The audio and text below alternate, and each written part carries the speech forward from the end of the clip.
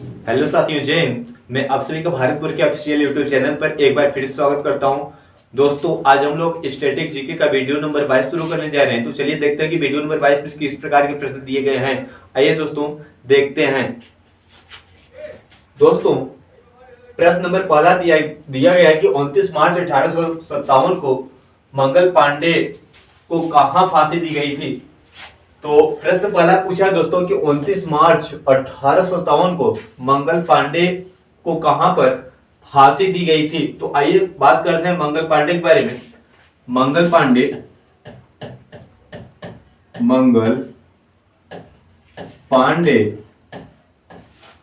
उत्तर प्रदेश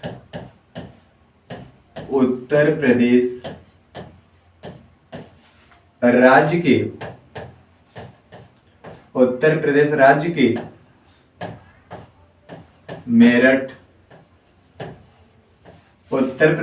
के मेरठ जिले के बैरकपुर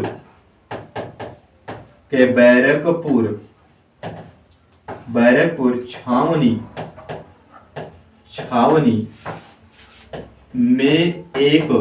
में एक सैनिक के पद पर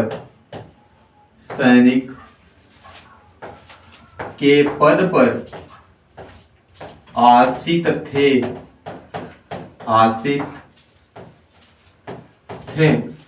दोस्तों, जो मंगल पांडे थे, मंगल पांडे उत्तर प्रदेश राज्य के मेरठ जिले के बैरकपुर छावनी में एक सैनिक के पद पर आसित थे। इनको 29 मार्च 1857 को फांसी दी गई। और फांसी किस स्थान पर दी गई थी? तो फांसी इनको बैरकपुर छावनी में दी गई थी। कहां पर दी गई थी? बैरकपुर छावनी। दोस्तों, पहला प्रश्न पूछा कि 29 मार्च 1857 को मंगल पांडे को कहां पर फांसी दी गई थी। तो मंगल पांडे को 29 मार्च 1857 को बैरकपुर छावनी में फांसी दी गई थी। तो दोस्तों, पहले प्रश्न का आपका ऑप्शन नंबर बी क्या हो जाएगा? बिल्कुल राइट हो जाएगा। मंगल पांडे को 29 मार्च 1857 को बैरकपुर छावनी में फांसी दी गई थी। दोस्तों, चलिए हम लोग चलते हैं अपने अगले प्रश्न की ओर।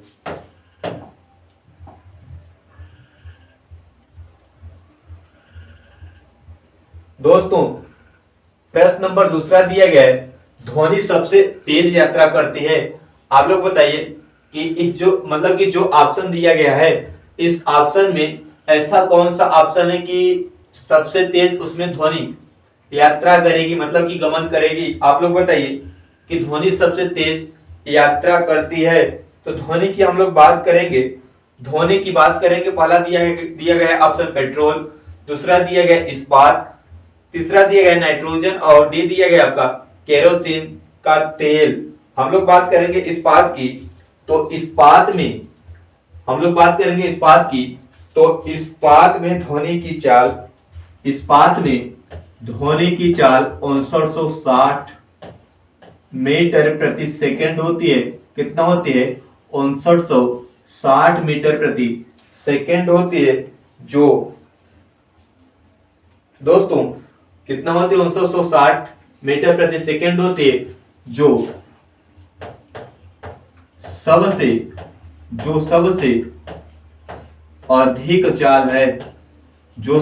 अधिक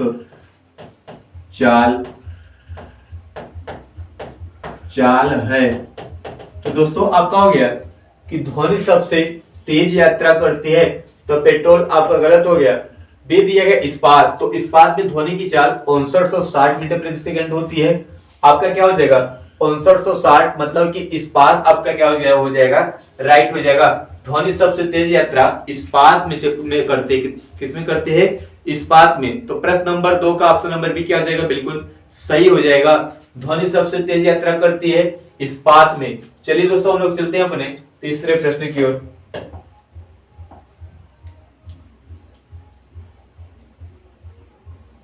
दोस्तों, प्रश्न नंबर तीसरा दिया गया, वर्ल्ड हेल्थ ऑर्गेनाइजेशन WHO का मुख्यालय किस शहर में स्थित है। आप लोग बताइए कि वर्ल्ड हेल्थ ऑर्गेनाइजेशन मतलब कि WHO का मुख्यालय किस शहर में स्थित है। आप लोग बताइए कि WHO का मुख्यालय किस शहर में स्थित है। हम लोग बात करेंगे डब्ल्यूएचओ की स्थापना, तो डब्ल्यूएचओ की स्थापना आपका हुआ था 7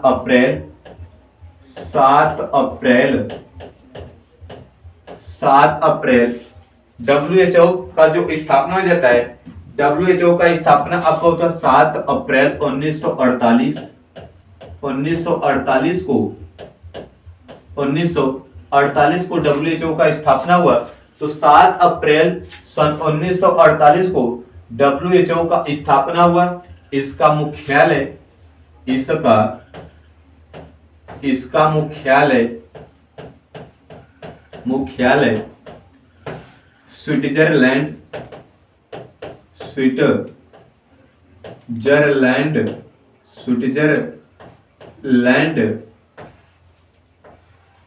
स्विट्जरलैंड के जेनेवा में स्थित है। दोस्तों प्रश्न पूछा कि वर्ल्ड हेल्थ ऑर्गेनाइजेशन मतलब कि डब्ल्यूएचओ का मुख्यालय किस शहर में स्थित है। तो डब्ल्यूएचओ का स्थापना आपका हुआ था 7 अप्रैल 1948 को और इसका मुख्यालय स्विट्जरलैंड के जेनेवा शहर में स्थित है। कहां पर? स्विट्जरलैंड के जेनेवा शहर में स्थित है। तो जेनेवा आपका क्या हो जाएगा? सही हो जाएगा। तो प्रश्न नंबर 3 का ऑप्शन नंबर ए क्या हो जाएगा? बिल्कुल सही हो जाएगा। वाशिंगटन डीसी की बात करेंगे तो आपका हो जाएगा अमेरिका देश की राजधानी। प्रश्न पूछेगा कि अमेरिका की राजधानी क्या है, तो अमेरिका की राजधानी आपका हो जाता है वाशिंगटन डीसी। सी दिया गया पेरिस, क्या दिया गया? पेरिस। पेरिस की बात करेंगे आपका हो जाएगा फ्रांस देश की राजधानी। तो फ्रांस का राजधानी क्या हो जाएगा? पेरिस। रोम दिया है, तो रोम की बात करेंगे तो हो जाएगा इटली। इटली की राजधानी आपका हो जाएगा दोस्तों वाशिंगटन डीसी अमेरिका, फ्रांस आपका हो जाएगा पेरिस, इटली हो जाएगा रोम। प्रश्न पूछा कि वर्ल्ड हेल्थ ऑर्गेनाइजेशन का मुख्यालय किस शहर में स्थित है। तो वर्ल्ड हेल्थ ऑर्गेनाइजेशन का मुख्यालय स्विट्जरलैंड के जेनेवा शहर में स्थित है। तो प्रश्न नंबर 3 का ऑप्शन नंबर ए क्या हो जाएगा? बिल्कुल राइट हो जाएगा। चलिए हम लोग चलते हैं अपने अगले प्रश्न की ओर।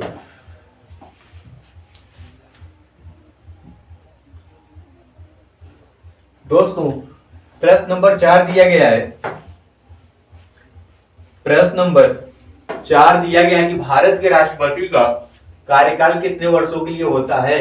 भारत के राष्ट्रपति का कार्यकाल कितने वर्षों के लिए होता है। बात करेंगे भारत के राष्ट्रपति का कार्यकाल। भारत के राष्ट्रपति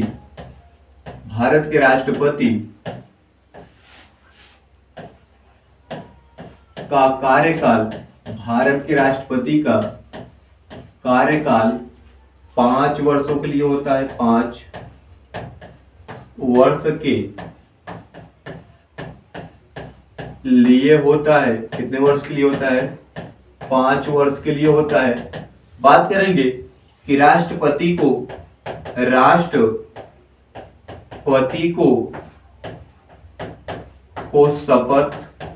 शपथ कौन दिलाता है? कौन दिलाता है? तो आप लोग बताइए कि राष्ट्रपति को शपथ कौन दिलाता है। मतलब कि राष्ट्रपति को उनके पद की शपथ कौन दिलाता है और राष्ट्रपति अपना त्याग पत्र किसे सौंपते हैं? त्याग पत्र किसे सौंपते हैं? दोस्तों इस दोनों प्रश्नों का आप लोग जवाब करिएगा कि राष्ट्रपति त्याग पत्र किसे सौंपते हैं, किसे सौंपते हैं और राष्ट्रपति को उनके पद की शपथ कौन दिलाता है। अब जबकि राष्ट्रपति का कार्यकाल कितने वर्षों के लिए होता है, तो राष्ट्रपति का कार्यकाल 5 वर्षों के लिए होता है। बात करेंगे कि राष्ट्रपति का मतलब कि राष्ट्रपति को शपथ कौन दिलाता है, तो राष्ट्रपति को शपथ भारत का मुख्य न्यायाधीश दिलाता है। कौन दिलाता है? भारत का मुख्य न्यायाधीश। अब जबकि उनके त्याग पत्र मतलब जो राष्ट्रपति होते हैं, राष्ट्रपति अपना त्याग पत्र किसे सौंपते हैं, तो राष्ट्रपति अपना त्याग पत्र उपराष्ट्रपति को सौंपते हैं। किसे सौंपते हैं? उपराष्ट्रपति। तो उपराष्ट्रपति आपका क्या हो जाएगा? सही हो जाएगा। जबकि राष्ट्रपति अपने पद की शपथ मतलब कि जो राष्ट्रपति होते हैं उनके अपने पद की शपथ कौन दिलाता है, तो उनके अपने पद की शपथ भारत के मुख्य न्यायाधीश दिलाते हैं। कौन दिलाते हैं? भारत के मुख्य न्यायाधीश दिलाते हैं। प्रश्न नंबर 4 पूछा है कि भारत के राष्ट्रपति का एक कार्यकाल कितने वर्षों के लिए होता है? तो भारत के राष्ट्रपति का कार्यकाल एक मतलब कि जो होता है वो 5 वर्षों के लिए होता है। कितना होता है? 5 वर्षों के लिए होता है। तो प्रश्न नंबर 4 का ऑप्शन नंबर बी क्या हो जाएगा? बिल्कुल राइट हो जाएगा दोस्तों। जो भारत के राष्ट्रपति होते हैं उनका कार्यकाल कितने वर्षों के लिए होता है? तो उनका कार्यकाल 5 वर्षों के लिए होता है। तो प्रश्न नंबर 4 का ऑप्शन नंबर बी क्या हो जाएगा? बिल्कुल राइट हो जाएगा। चलिए दोस्तों हम लोग चलते हैं अपने 5वें प्रश्न की ओर।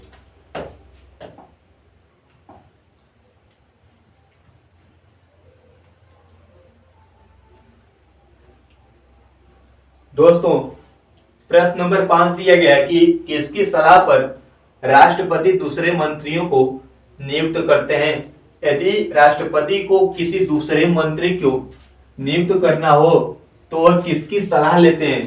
प्रश्न यह पूछा कि किसकी सलाह पर राष्ट्रपति दूसरे मंत्रियों को नियुक्त करता है? तो जो राष्ट्रपति होते हैं, राष्ट्रपति दूसरे मंत्रियों को प्रधानमंत्री की सलाह पर नियुक्त करते हैं। किसके सलाह पर? प्रधानमंत्री के सलाह पर नियुक्त करते हैं। तो जो भारत के राष्ट्रपति होते हैं, यदि वे किसी दूसरे मंत्रियों को नियुक्त करना चाहे, यदि वे किसी दूसरे मंत्री को नियुक्त करना चाहे तो वो किसकी सलाह लेते हैं? तो प्रधानमंत्री की सलाह लेते हैं। तो प्रधानमंत्री आपका क्या हो जाएगा? सही हो जाएगा। प्रधानमंत्री दोस्तों क्या हो जाएगा? सही हो जाएगा। प्रधानमंत्री लोकसभा का अध्यक्ष होता है। लोकसभा का अध्यक्ष होता है। लोकसभा का अध्यक्ष होता है। क्या होता है? लोकसभा का अध्यक्ष। तो प्रश्न कई बार यह पूछा गया है कि लोकसभा का अध्यक्ष कौन होता है? तो लोकसभा का अध्यक्ष प्रधानमंत्री होता है। कौन होता है? प्रधानमंत्री होता है। लोकसभा का सदस्य बनने के लिए मिनिमम आयु कितनी होनी चाहिए? मतलब कि न्यूनतम आयु कितनी होनी चाहिए? तो न्यूनतम आयु 25 वर्ष होनी चाहिए। कितनी वर्ष होनी चाहिए? 25 वर्ष होनी चाहिए। और लोकसभा का कार्यकाल कितने वर्षों के लिए होता है? तो लोकसभा का कार्यकाल 5 वर्ष के लिए होता है। कितने वर्ष के लिए? 5 वर्ष के लिए होता है। तो दोस्तों इसमें क्या क्या दिया गया है कि किसकी सलाह पर राष्ट्रपति दूसरे मंत्रियों को नियुक्त करते हैं? तो प्रधानमंत्री की सलाह पर राष्ट्रपति दूसरे मंत्रियों को नियुक्त करते हैं। प्रधानमंत्री लोकसभा का अध्यक्ष होता है और लोकसभा का सदस्य बनने के लिए न्यूनतम आयु कितनी होनी चाहिए? 25 वर्ष होनी चाहिए। फिर उसके बाद पूछा है कि लोकसभा का कार्यकाल कितने वर्षों के लिए होता है? तो लोकसभा का कार्यकाल 5 वर्षों के लिए होता है। दोस्तों चलिए हम लोग चलते हैं अपने अगले प्रश्न की ओर।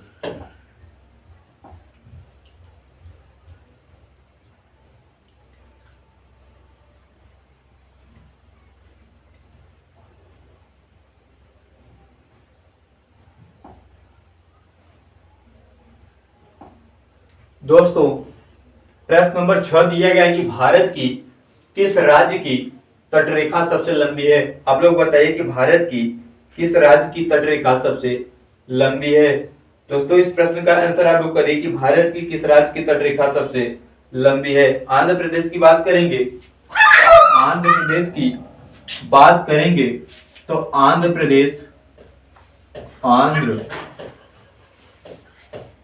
प्रदेश का तटरेखा, आंध्र प्रदेश का तटरेखा कितना है? आंध्र प्रदेश का तटरेखा आप लोग बताइए कितना है?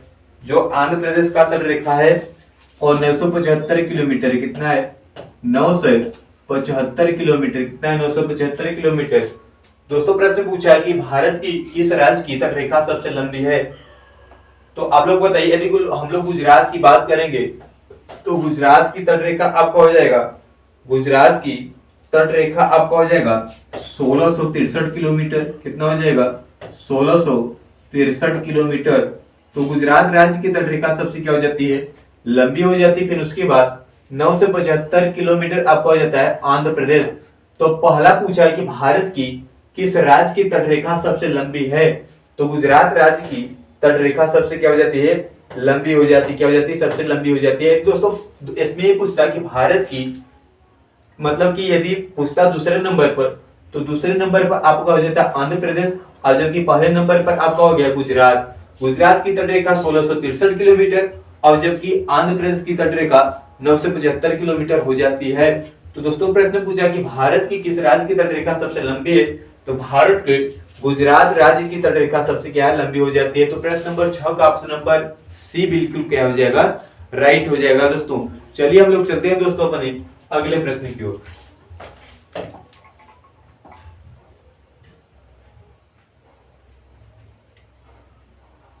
दोस्तों प्रश्न नंबर 8 दिया गया है कि ग्रहों में बृहस्पति सूर्य से कौन से स्थान पर है। मतलब कि इसमें यह पूछा कि ग्रहों में बृहस्पति सूर्य से कौन से स्थान पर है। आप लोग बताइए कि सभी ग्रहों में बृहस्पति जो ग्रह है और सूर्य से कौन से स्थान पर स्थित है। तो हम लोग बात करेंगे जो सूर्य है, जो सूर्य हो जाता है, तो सूर्य से जो बृहस्पति का स्थान होता है वो पांचवा स्थान हो जाता है। तीसरा स्थान हो जाता है, पांचवा स्थान हो जाता है। तो जो बृहस्पति उसका किसरा स्थान हो जाता है, बृहस्पति का पांचवा स्थान हो जाता है दोस्तों। फिर उसके बाद हम लोग बात करेंगे कि जो बृहस्पति ग्रह है यह सभी ग्रहों में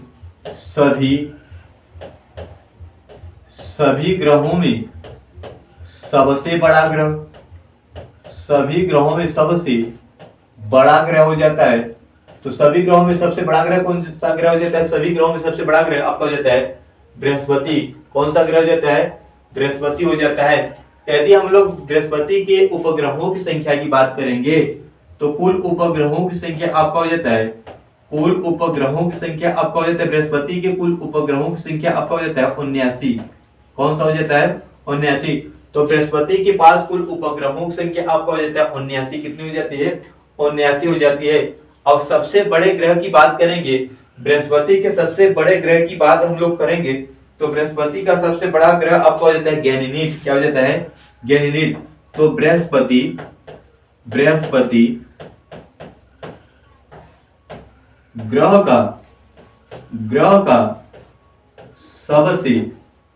का सबसे बड़ा उपग्रह आपको हो जाता है गैनीमेड। क्या हो जाता है, गैनीमेड। तो गैनीमेड आपका क्या हो जाएगा, सही हो जाएगा। तो जो सूर्य है, सूर्य से बृहस्पति का स्थान सभी ग्रहों में पांचवा स्थान हो जाता है। बृहस्पति सभी ग्रहों में सबसे बड़ा ग्रह है और इसके पास कुल उपग्रहों की संख्या 79 हो जाती है। कितनी हो जाती है, 79 हो जाती है। बृहस्पति ग्रह का सबसे बड़ा उपग्रह आपका हो जाता है गैनीमेड। क्या हो जाता है, गैनीमेड दोस्तों। उसके बाद हम लोग बात करेंगे कि सूर्य का एक चक्कर लगाने में बृहस्पति को कितना समय लगता है। तो सूर्य का एक चक्कर लगाने में बृहस्पति को 11 वर्ष कितना लगता है, 11 वर्ष 315 दिन, 11 वर्ष 315 दिन। तो सूर्य का एक चक्कर लगाने में बृहस्पति को 11 वर्ष 315 दिन का समय लगता है। दोस्तों हम लोग क्या क्या देखें कि सभी ग्रहों में सबसे बड़ा ग्रह आपका हो जाता है बृहस्पति। सभी ग्रहों में सबसे बड़ा ग्रह क्या हो जाता है, बृहस्पति। और सूर्य से यह पांचवा सबसे दूरी पर स्थित ग्रह है। इसके उपग्रहों की संख्या की बात करेंगे तो इसके उपग्रहों की संख्या आपका हो जाता है 79। बृहस्पति ग्रह का सबसे बड़ा उपग्रह आपका हो जाता है गैनीमेड। क्या हो जाता है, गैनीमेड। सूर्य का एक चक्कर लगाने में बृहस्पति को कुल 11 वर्ष 315 दिन का समय लगता है। कितने वर्ष का समय लगता है, 11 वर्ष 315 दिन का समय लगता है। दोस्तों प्रश्न पूछा कि ग्रहों में बृहस्पति सूर्य से कौन से स्थान पर स्थित है। तो कौन से स्थान पर स्थित है, पांचवें स्थान पर स्थित है। तो प्रश्न नंबर 8 का ऑप्शन नंबर डी क्या हो जाएगा, बिल्कुल सही हो जाएगा। क्या हो जाएगा, बिल्कुल सही हो जाएगा। तो प्रश्न नंबर 8 का ऑप्शन नंबर डी क्या हो जाएगा, बिल्कुल सही हो जाएगा। चलिए दोस्तों हम लोग चलते हैं अपने अगले प्रश्न की ओर।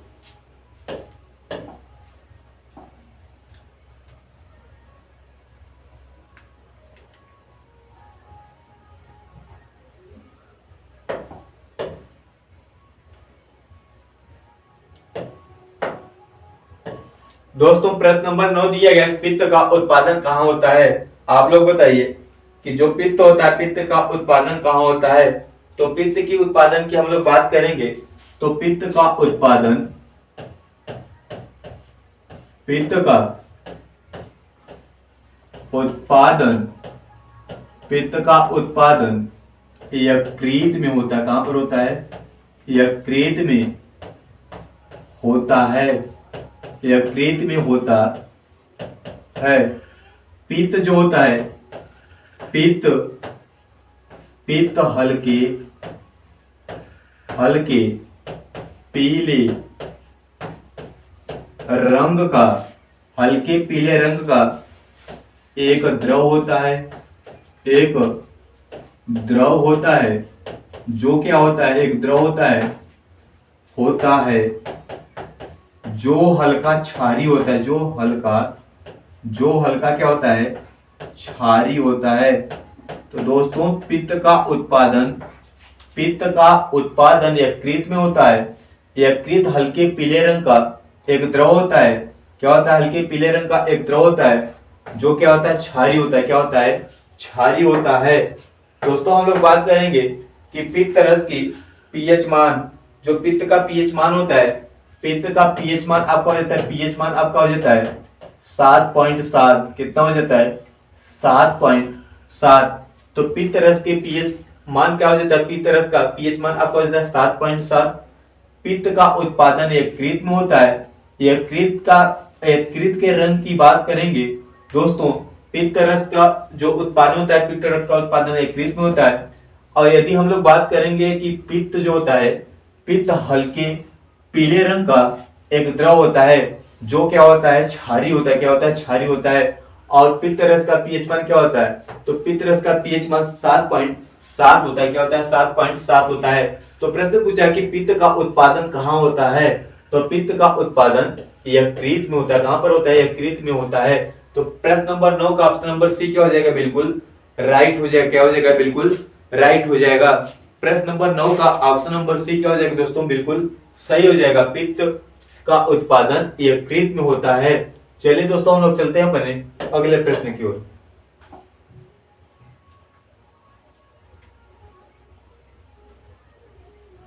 दोस्तों प्रश्न नंबर 10 दिया गया है कि ईस्ट इंडिया कंपनी किस भारतीय शहर में पहली बार आई? आप लोग बताएंगे कि ईस्ट इंडिया कंपनी किस भारतीय शहर में पहली बार आई थी। बात करेंगे ईस्ट इंडिया कंपनी की, तो east India company, east India, India company, company पहली बार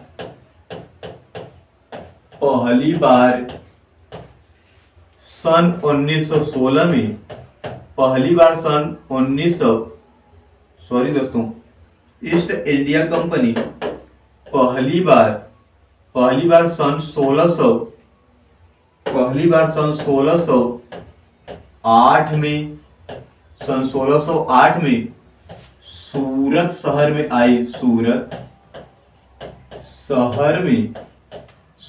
शहर में आई। तो सन 1908 में पहली बार कहाँ आई? तो सन 1908 में पहली बार सूरत शहर में आई। कहां पर आई? सूरत शहर में आई। बात करेंगे कि इसका पहला गवर्नर कौन था? तो पहला गवर्नर ईस्ट इंडिया कंपनी की, जो पहला गवर्नर होता है, तो ईस्ट इंडिया कंपनी का पहला गवर्नर आपको होता है टॉमन स्मिथ। कौन हो जाता है? टॉमन स्मिथ। ईस्ट इंडिया कंपनी का स्मिथ क्या हो जाता है? टॉमन स्मिथ। तो ईस्ट इंडिया कंपनी का पहला गवर्नर आपको होता है टॉमस स्मिथ।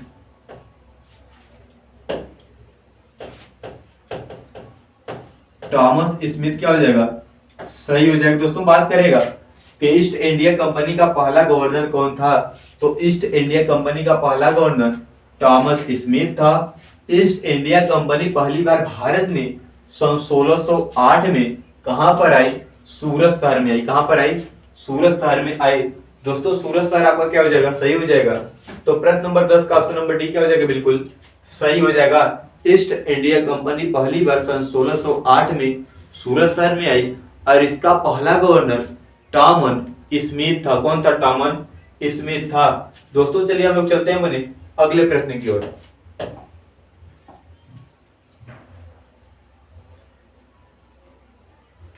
दोस्तों प्रश्न नंबर 11 दिया गया है, फ्रांस देश की राजधानी है। आप लोग बताइए फ्रांस देश की राजधानी क्या है? पहला दिया ढाका। बात करेंगे बांग्लादेश, बांग्लादेश की राजधानी आपको हो जाता है ढाका। क्या हो जाता है? ढाका। दूसरा दिया वाशिंगटन डीसी की बात करेंगे हो जाएगा अमेरिका, अमेरिका देश की राजधानी आपका हो जाता है वाशिंगटन डीसी। क्या हो जाता है? Washington DC. दिएगा है पेरिस, पेरिस की बात करेंगे हो जाएगा फ्रांस देश की राजधानी, तो फ्रांस देश की राजधानी आपको हो जाएगा पेरिस। दे दिया है काबुल, अफगानिस्तान देश की राजधानी की बात करेंगे तो अफगानिस्तान, अफगानिस्तान देश की राजधानी आपका क्या हो जाता है? काबुल। क्या हो जाता है?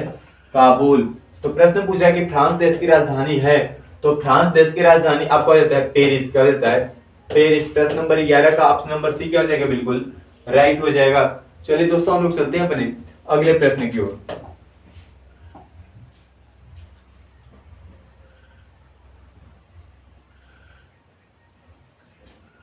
दोस्तों प्रश्न नंबर 12 दिया गया है कि अफगानिस्तान की मुद्रा है, अफगानिस्तान की मुद्रा है। आप लोग बताइए कि अफगानिस्तान की मुद्रा क्या है? दोस्तों इस प्रश्न का आंसर आप लोग करेंगे कि अफगानिस्तान की मुद्रा है। पहला दिया गया अफगान, अफगानी। दूसरा दिया गया डॉलर। तीसरा दिया गया एन। चौथा दिया गया रुपया। तो रुपया की बात करेंगे हो जाएगा भारत। क्या हो जाएगा? भारत। फिर उसके बाद आपका दिया गया एन, एन की बात करेंगे हो जाएगा जापान, जापान देश की मुद्रा क्या हो जाता है? एन। दिया गया है डॉलर, डॉलर की बात करेंगे तो अमेरिका, अमेरिका का मुद्रा आपका हो जाता है डॉलर। और फिर उसके बाद ए दिया गया है अफगान, अफगानी। तो अफगानिस्तान की मुद्रा आपका हो जाता है अफगान, अफगानी। क्या हो जाता है? अफगान, अफगानी। तो प्रश्न नंबर 12 का ऑप्शन नंबर ए क्या हो जाएगा? बिल्कुल राइट हो जाएगा। अफगानिस्तान की मुद्रा अफगान, अफगानी हो जाता है। क्या हो जाता है? अफगान, अफगानी हो जाता है। चलिए दोस्तों हम लोग चलते हैं अपने अगले प्रश्न की ओर।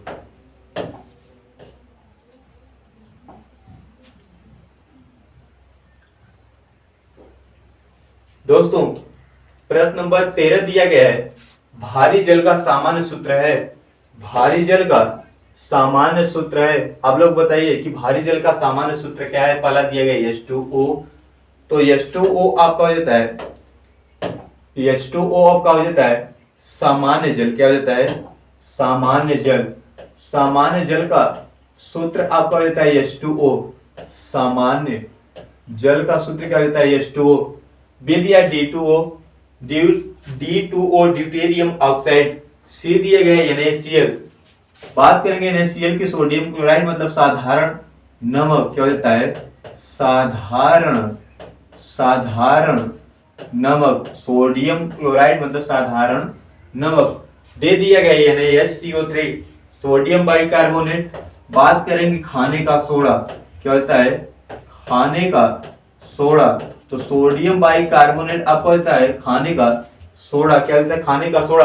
प्रश्न पूछा है कि भारी जल का सामान्य सूत्र है, तो भारी जल का सामान्य सूत्र आपको होता है D2O। क्या होता है? D2O deuterium oxide. भारी जल का सामान्य सूत्र ड्यूटेरियम ऑक्साइड हो जाता है, मतलब D2O। चलिए दोस्तों हम लोग चलते हैं अपने अगले प्रश्न की ओर। दोस्तों प्रश्न नंबर 14 दिया गया कि विश्व स्वास्थ्य दिवस कब मनाया जाता है? विश्व स्वास्थ्य दिवस कब मनाया जाता है? 7 अप्रैल। क्या दिया गया? 7 अप्रैल। फिर उसके बाद दिया गया है 1 दिसंबर, 10 दिसंबर, 23 जनवरी की बात करेंगे पराक्रम दिवस, पराक्रम, पराक्रम दिवस। तो पराक्रम दिवस 23 जनवरी। उसके बाद यह 10 दिसंबर मानवाधिकार दिवस, विश्व मानवाधिकार दिवस। तो विश्व मानवाधिकार दिवस क्या हो जाएगा? 10 दिसंबर को हो जाएगा विश्व मानवाधिकार दिवस, मानवाधिकार दिवस अब हो जाएगा। फिर उसके बाद दिया गया है 1 दिसंबर की बात करेंगे विश्व एड्स दिवस, विश्व एड्स दिवस। तो विश्व एड्स दिवस आपका हो जाएगा 1 दिसंबर। क्या हो जाएगा? 1 दिसंबर। प्रश्न पूछा कि विश्व स्वास्थ्य दिवस कब मनाया जाता है? तो विश्व स्वास्थ्य दिवस मनाया जाता है 7 अप्रैल को। कब मनाया जाता है? 7 अप्रैल को विश्व स्वास्थ्य दिवस 7 अप्रैल को मनाया जाता है। तो प्रश्न नंबर 14 का ऑप्शन नंबर ए बिल्कुल क्या हो जाएगा? सही हो जाएगा। विश्व स्वास्थ्य दिवस 7 अप्रैल को मनाया जाता है। चलिए दोस्तों हम लोग चलते हैं अपने अगले प्रश्न की ओर।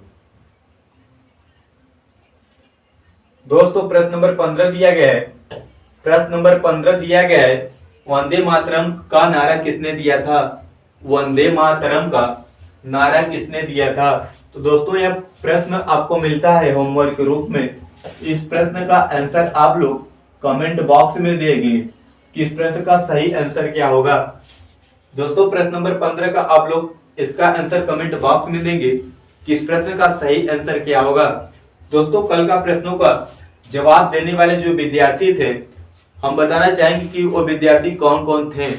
तो पहला आपका हो जाता है सूरज दुबे, अग्रिमा दुबे, दीक्षा दुबे, वैष्णवी पाठक, खुशी गुप्ता, मनीष कुमार, सूरज यादवयल, अभिषेक शुक्ला, शुभम शर्मा, फिर उसके बाद आपको हो जाता है रविंद्र यादव, महेश यादव, फिर उसके बाद आपको हो जाता है सतीश यादव।